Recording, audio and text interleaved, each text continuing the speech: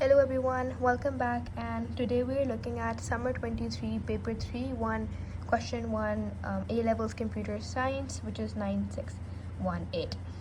So the question is of floating point representation, normalization and all, and if you have seen my previous video, you will know that this question falls into the category of floating point to binary. If you still haven't watched that video, it's a must watch because that's going to give you a very in-depth understanding of this topic and will help you better understand this question as well. So the question says, numbers are stored in two different computer systems by using floating point representation. System 1 uses 10 bits for the mantissa, 6 bits for the exponent, 2's complement form for both the mantissa and the exponent. System 2 uses 8 bits for the mantissa, 8 bits for the exponent, 2's complement form for both the mantissa and the exponent. Calculate the normalized floating point representation of 113.75 and show how it would be represented in each of these two systems. Now, the important point here is normalized, which means that the first two bits can never be the same.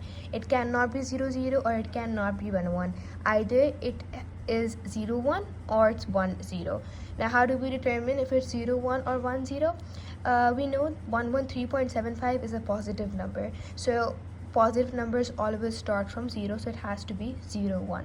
So let's just write this down. So for our working, we will be writing 1 2 4 8 16 32 64 128, and then you know that you put a point here, and then you have all the the decimal, that you have 0.5, and then you have 0.25, and then you have 0.125 in that. Now we have 113.75. I think if I put 64 plus 32 gives me 96. 96 plus 16 would give me 112, and then I just need to add 1 to give me 113, and rest will be all zeros. And to make 0.75, which is 0.75, I will add 0.5 plus 0.25, and I'll get 1 and 1 and here. Now it doesn't end here. We know that since it's a positive number, that's why I'm starting from 0 1, and I can see that these two are different. That means yes, it is normalized. So I need to move this back, and this will be 1 2 3 4 5 6 7. I am moving 7 places to the left. That means I'm adding 7 to the exponent. You will understand all of this if you have seen my previous video as to why exponent is positive 7 and not negative 7. So for the first system, for system 1, they have given us 10 bits for the mantissa.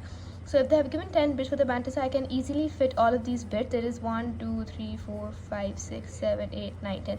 I can easily fit this entire thing in my 10 bits given for the mantissa. And as for the exponent, again it's plus 7, which means going to be 1 2 4 8 16. I have 4 5 6 7. That's going to be 1 1 1, and they've given me 6 bits for the mantissa, so it's just going to be like this. This is for my system 1. Now what happens with system 2? You can see in system 2 there are lesser bits for mantissa. They have given us 8 bits for mantissa. So all you have to do is you write down the exact same thing, 0 1 1 1, just like 1 2 3 4 5 6 7 8. I can only go till up here, so it's going to be 0 0 0 and 1.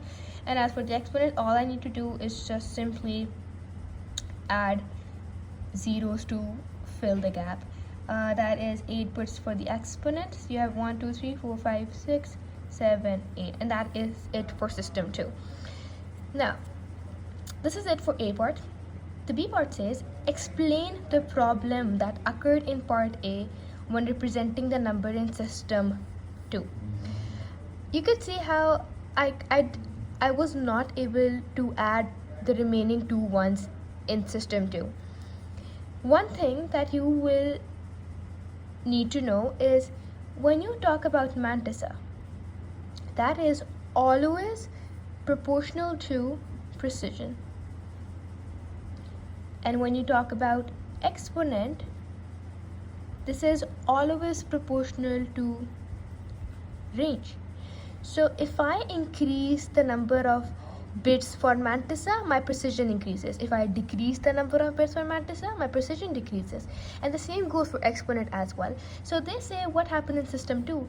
I see, and especially for mantissa, I can see that the number of bits, it decreases. When the number of bits, I'll write the number of bits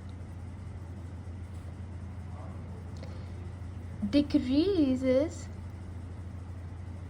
for mantissa, and so when the number of bits decreases for mantissa, the precision decreases as well, and the number of bits for exponent increases, so as a result the range increases as well. But this part is more important because it's actually affecting your entire number. You're not able to add the remaining ones. So this is your answer for B part, and this is it for question number 1.